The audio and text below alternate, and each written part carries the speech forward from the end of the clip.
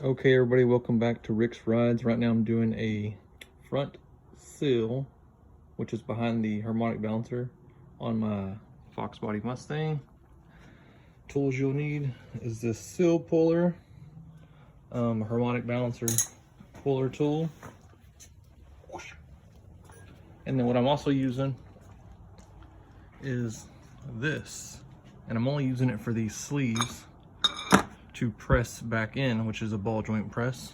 So that's kind of all you need. So the sill for this one, that's the part number 2692, and that's the one where you press it in the front of the timing chain cover, not the back. So I already got it installed, so I know it's kind of a little late, but I didn't see too many videos on there that was any good. So I started with trying to pry it out. As you could see, that was not going well.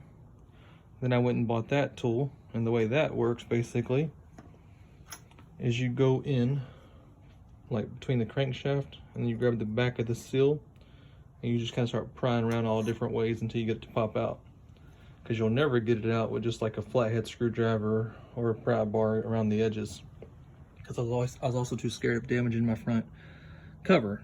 So, and then after I got it out, I got the new seal. I used the harmonic balancer puller nut.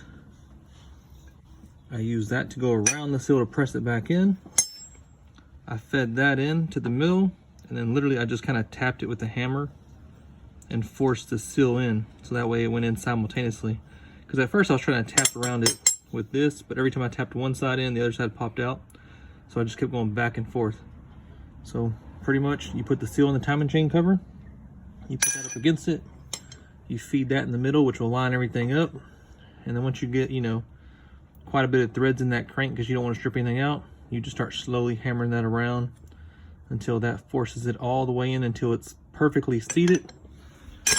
And in case you're wondering, it gets a good seat all the way around it like that. You want to be all up against it. You don't want to overdo it because you'll strip out your crank. And that's pretty much all you do. If you have any other questions, let me know.